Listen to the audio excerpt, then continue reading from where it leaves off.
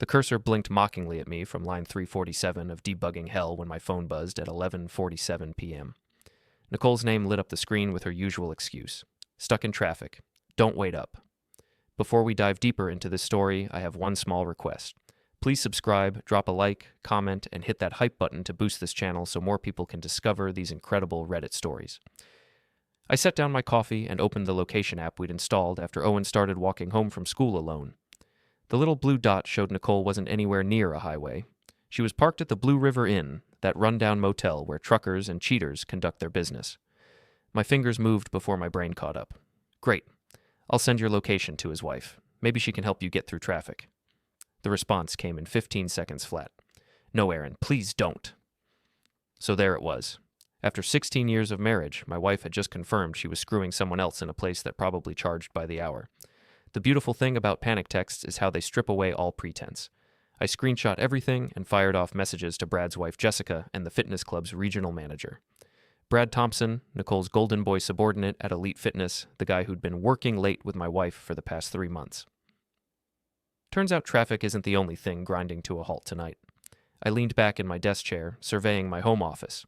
Framed photos of family vacations mocked me from the walls, Nicole's laugh echoing from Disney World 3 summers ago. Owen's gap-toothed grin at his Little League championship. All of it built on lies. The house felt different now, like walking into a crime scene where you're both the detective and the victim. Every late night, every new perfume, every time she'd snapped at me for asking about her day, it all clicked into place with the satisfying precision of debugging code. My phone buzzed again, Nicole calling. I declined and went back to work. Let her sweat in that parking lot, wondering if her world was about to implode. Spoiler alert, it was. At 12:23 a.m., I heard her key in the front door. Her heels clicked across the hardwood with unusual urgency. I stayed put, letting her come to me. Aaron? Her voice carried that fake casual tone she used when Owen was in trouble at school. In here, working. You know, that thing people do to pay mortgages. She appeared in the doorway, still dressed in her manager outfit but disheveled. Her lipstick was gone, her hair slightly mussed despite the emergency repair job she'd obviously done in the car. We need to talk. I saved my work and swiveled to face her. About traffic patterns? I'm fascinated by your route home tonight. Her face went white. Aaron, I can explain. Please do. I'm especially curious about how traffic jams work in motel parking lots. Nicole collapsed into the chair across from my desk, the fight draining out of her. How long have you known? About 37 minutes. But I'm a quick learner. I held up my phone. Screenshots are forever, sweetheart. Did you really send those messages? To Jessica and your boss? Absolutely. Professional misconduct is serious business. Sleeping with subordinates creates liability issues. I kept my voice level, professional. It was driving her crazy. Aaron, please, we can work this out. We? There's no we anymore. There's you, there's Brad, and there's me documenting everything for the divorce attorney. She started crying then, those practiced tears that used to work on me. Think about Owen. Think about our family. I am thinking about Owen. That's why I'm not going to let his mother destroy his father's life without consequences. I turned back to my computer. Your boyfriend's probably wondering why his tires are flat. You might want to call him. What did you do? Nothing illegal. Unlike some people in this room. She left without another word. I heard her pacing upstairs, making hushed phone calls. Probably to Megan, her best friend, and the club's HR manager. Those two had been thick as thieves lately. I opened a new document and started typing. Time to get organized. Owen bounded into the kitchen at 7 a.m., his 10-year-old energy undiminished by the nuclear winter settling over our house. He grabbed a Pop-Tart and kissed Nicole's cheek, oblivious to the tension crackling between us. Dad, can you drive me to school today? Mom looks tired. Nicole shot me a pleading look over Owen's head. I almost felt sorry for her. Almost. Sure, buddy. Grab your backpack. The drive to Riverside Elementary gave me 20 minutes of normalcy. Owen chattered about his science project and complained about cafeteria pizza. In the rearview mirror, I watched him being a kid, protected from the adult disasters swirling around him. Dad, are you and Mom fighting? Kids notice everything. We're working through some things. But whatever happens, we both love you more than anything. Okay, can we get McDonald's for dinner? We'll see. I dropped him off and headed to my office. a converted warehouse space I shared with 3 other tech startups. The coffee was terrible and the Wi-Fi spotty, but the rent was cheap and the landlord didn't ask questions. My phone started buzzing at 9:15 a.m. First Jessica Thompson, Brad's wife. "Aaron, I got your message. Is this real?" "I'm afraid so. I have screenshots if you need them." Her voice cracked. I knew something was wrong. He's been acting so strange lately. "I'm sorry, Jessica. You deserve to know. Thank you for telling me. I'm going to the club right now." The next call came from an unknown number, probably the regional manager. "Mr. Hartwell, this is David Kim from Elite Fitness Corporate. I received some concerning information about our Riverside location." "Yes, sir. I felt obligated to report it." "We take these matters very seriously. There will be an investigation starting today." I spent the morning coding and fielding calls. Word was spreading fast in our small city. The fitness club was a social hub, and Nicole had made plenty of enemies with her climb up the management ladder. At lunch, I drove past Elite Fitness. Jessica's Honda was parked sideways across 2 spots near the entrance. Through the floor-to-ceiling windows, I could see animated conversations and pointing fingers. Nicole's car was nowhere to be seen. My phone rang. Megan Walsh, Nicole's best friend and the club's HR manager. "Aaron, we need to talk." "About what?" "Don't play dumb. You're destroying people's lives over a misunderstanding." "Misunderstanding? Is that what we're calling adultery now?" "Nicole made a mistake. She's devastated." "She's devastated? That's rich coming from you, Megan. Aren't you supposed to be handling the HR investigation?" "I'm trying to be fair to everyone involved." Fair would have been Nicole not screwing her subordinate. Fair would have been Brad keeping it in his pants. Fair would have been my wife of 16 years showing me basic respect. I hung up and blocked her number. Megan had always resented me, though I'd never understood why. Now she was circling the wagons around Nicole. The afternoon brought more entertainment. My neighbor, Mrs. Patterson, knocked on my door with a casserole and barely concealed curiosity. "Aaron, dear, I hope everything's all right. I saw Nicole leave with suitcases this morning." "We're having some difficulties, but thank you for asking. If you need anything at all." She lingered on my doorstep, fishing for details. "I appreciate that, Mrs. Patterson."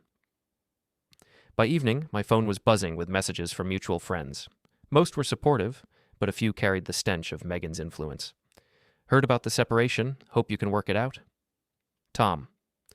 "Nicole's side of the story is pretty different from what people are saying." Sarah. "Maybe you should have tried counseling before going nuclear." Mike. That last one stung because Mike had been my college roommate. We'd been best men at each other's weddings. Apparently loyalty had an expiration date. Owen came home from his after-school program full of questions. "Where's Mom?" "She's staying with Aunt Megan for a few days while we figure some things out." "Are you getting divorced?" The directness of children never ceased to amaze me. "It's possible, buddy, but that doesn't change how much we love you." He nodded solemnly and went to his room. I heard him on the phone with Nicole, their conversation muffled through the walls. I ordered pizza and tried to focus on work, but my mind kept circling back to the wreckage of my marriage. 16 years reduced to screenshots and HR violations. My phone buzzed with a text from an unknown number. "You don't know the whole story. Watch your back." The area code was local. I saved the number and added it to my growing file of evidence. Someone was getting nervous. Thursday morning brought the first wave of social media fallout. Someone had posted a photo of Jessica throwing Brad's belongings onto the fitness club's front steps. The caption read, "When you find out your husband's been working out more than just his abs." The post had 847 likes and 156 comments. Our small city loved a good scandal. I was reading through the comments when my office door burst open. Mike Brennan stormed in, his face flushed with righteous anger. "What the hell is wrong with you, Aaron?" I looked up from my laptop. "Good morning to you too, Mike." "Don't give me that calm bullshit. Do you have any idea what you've done?" "Exposed my cheating wife? Yeah, I have some idea." Mike paced in front of my desk like a caged animal. "You've destroyed 3 people's lives over what? Hurt feelings?" "Hurt feelings?"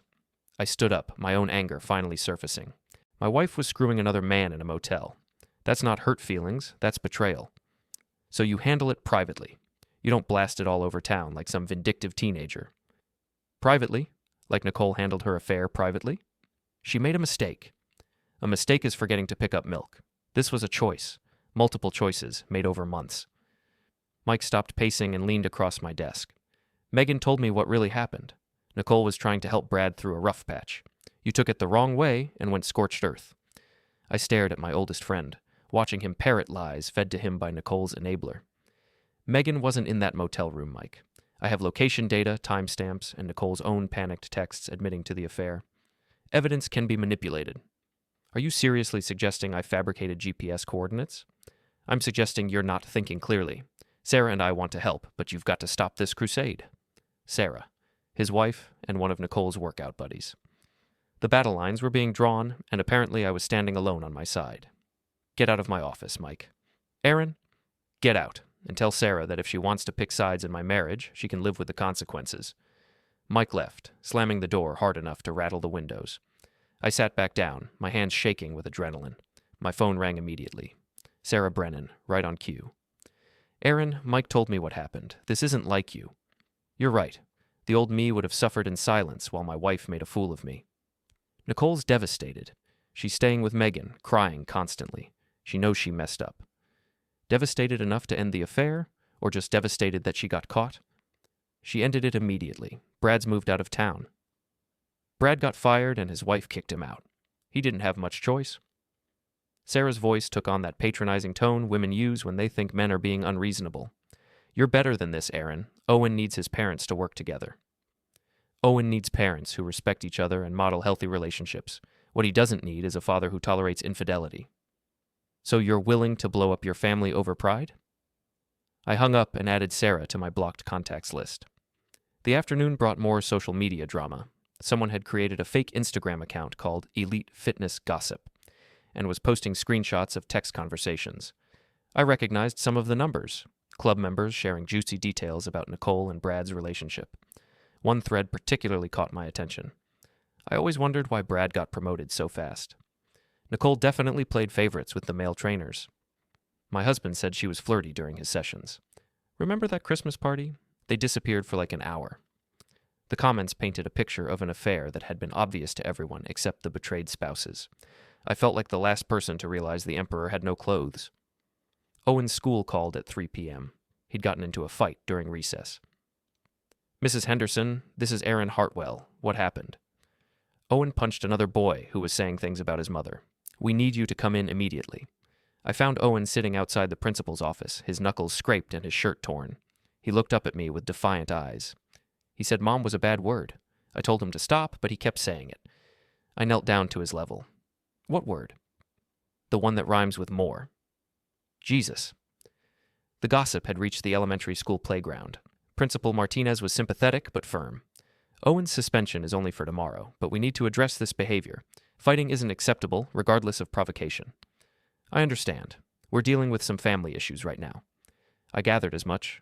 Owen's a good kid, Mr. Hartwell, but he's obviously struggling with the situation at home. The drive home was quiet until Owen finally spoke up. Dad, what's a whore? I pulled into our driveway and turned off the engine. It's a mean word that cruel people use to hurt women. Your mother made some bad choices, but she's still your mom and she loves you. Are you and Mom getting divorced?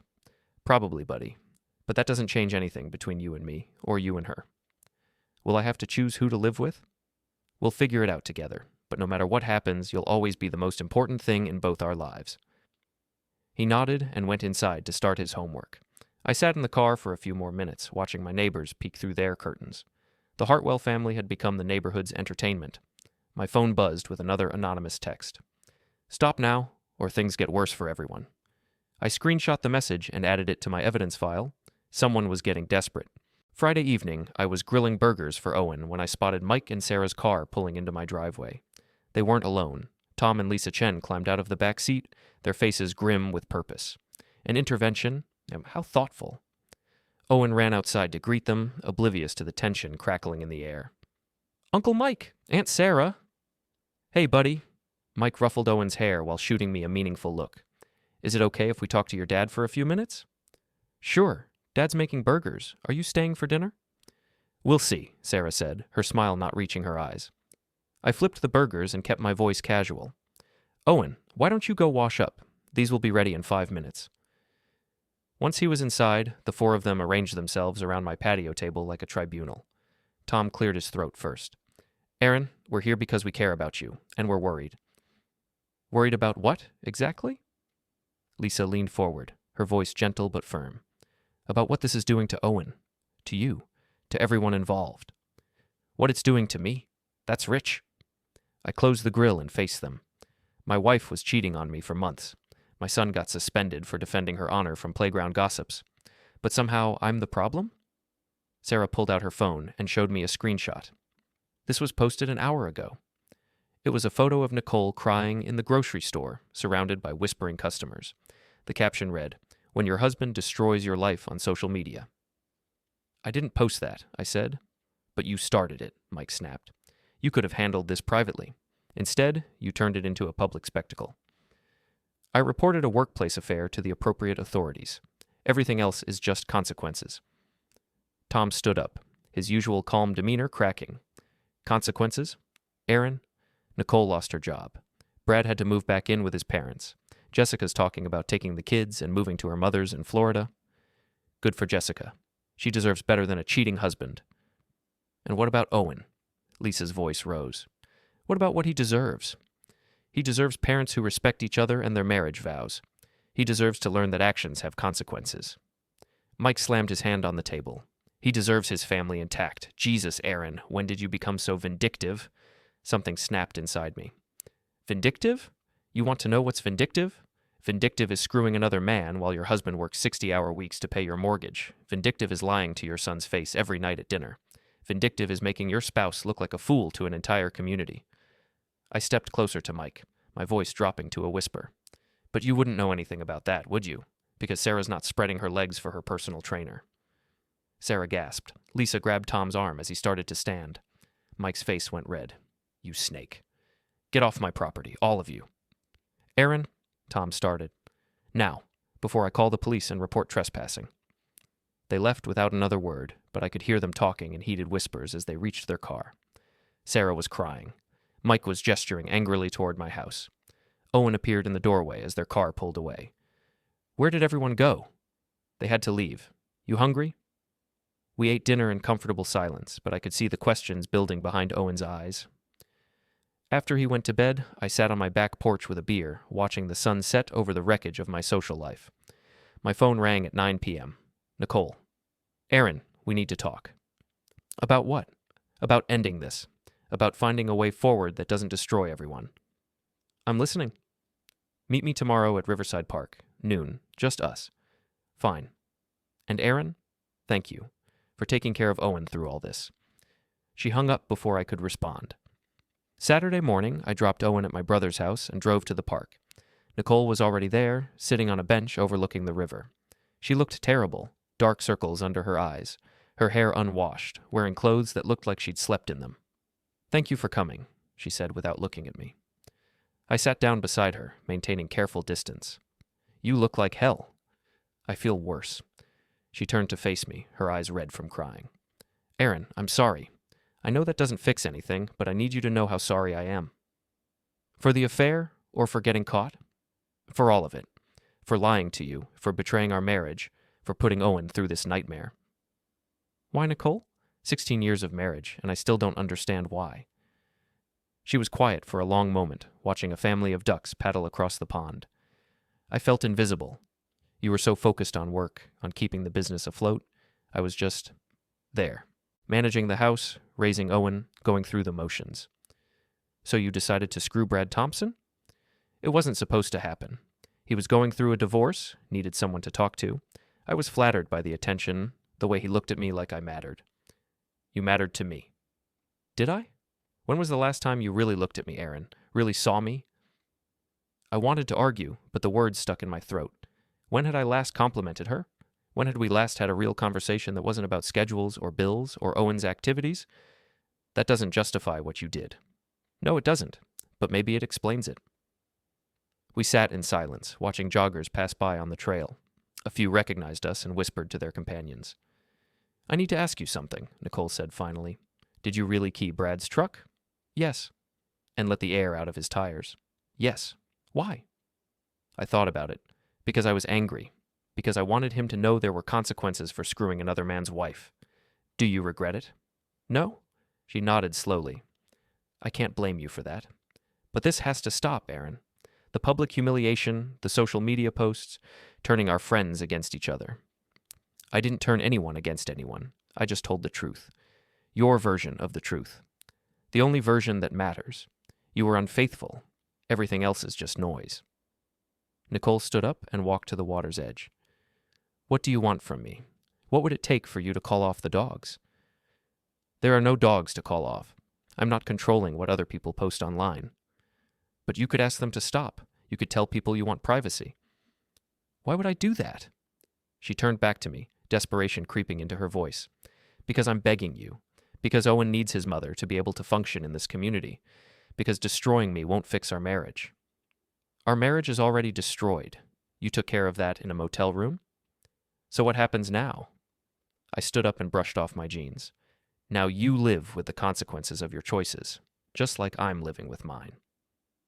I walked away, leaving her standing by the water. In the rearview mirror, I watched her collapse back onto the bench, her shoulders shaking with sobs. For the first time since this started, I almost felt guilty. Almost. The community center was packed for the annual Riverside Volunteer Awards dinner. Nicole had been nominated for Citizen of the Year based on her work organizing youth fitness programs, back when she still had a job and a reputation. I hadn't planned to attend, but Owen begged me to come support his mother.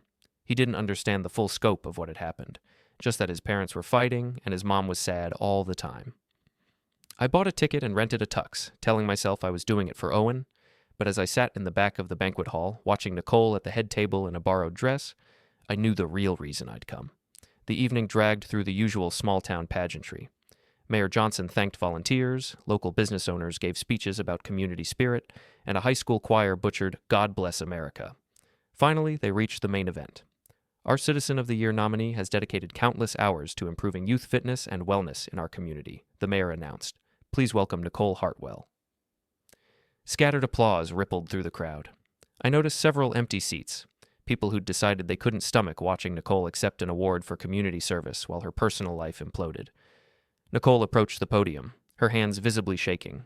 She'd prepared remarks, but seemed to have forgotten them as she faced the crowd.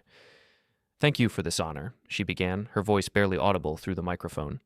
I've always believed that our community is strongest when we support each other through difficult times. The irony was thick enough to cut with a knife. Over the past year, I've worked with amazing volunteers to create programs that help our children stay active and healthy. It's been the most rewarding experience of my life. Someone in the crowd coughed. A few people shifted uncomfortably in their seats. Nicole continued, gaining confidence. I know there have been rumors and gossip about my personal life recently, but I want everyone to know that my commitment to this community has never wavered. My mistakes don't define the work we've accomplished together. That's when I stood up. The scrape of my chair against the floor echoed through the suddenly silent room. Every head turned toward me as I walked slowly down the center aisle, my footsteps loud on the hardwood floor. Excuse me, I said, my voice carrying clearly without amplification. I'd like to say something about my wife's commitment to the community. Nicole's face went white. Mayor Johnson looked confused. Sir, this isn't really the appropriate... My name is Aaron Hartwell, Nicole's husband, and I think the community deserves to know exactly what kind of person they're honoring tonight. Murmurs rippled through the crowd. Someone started recording with their phone. Aaron, please don't do this, Nicole whispered into the microphone. I reached the front of the room and turned to face the audience. 3 weeks ago, I discovered that my wife of 16 years was having an affair with her subordinate at Elite Fitness. Not a mistake, not a moment of weakness, a calculated ongoing relationship that violated her marriage vows, her professional ethics, and her responsibilities as a mother. The room erupted. People gasped, whispered, turned to their neighbors with wide eyes. Aaron, stop, Nicole pleaded. I pulled out my phone and held it up. I have screenshots of text messages, location data, and photographic evidence. Nicole wasn't working late. She was meeting Brad Thompson at the Blue River Inn Motel, while I was home helping our 10-year-old son with homework. Mayor Johnson stepped toward the microphone. Sir, I'm going to have to ask you to... I'm not finished. My voice cut through the chaos. Nicole's commitment to community included sleeping with a married man, lying to investigators, and allowing her best friend to orchestrate a harassment campaign against me when I reported their professional misconduct. I turned to look directly at Nicole, who was crying openly now. You want to talk about commitment? You committed adultery. You committed fraud by accepting this nomination while living a lie. You committed child abuse by forcing our son to defend your honor on a playground where everyone knew what you'd done. The crowd was on its feet now, some people heading for the exits, others pulling out phones to record the spectacle. "This woman isn't a community leader," I announced to the room. "She's a cheater, a liar, and a fraud, and if you want to give her an award for that, be my guests." I walked back up the aisle, the crowd parting before me like the Red Sea. At the exit, I turned back one last time. "Oh, and Nicole? I'll pick Owen up from your mother's house tomorrow. We'll be filing for divorce on Monday." The doors closed behind me, muffling the chaos I'd left in my wake.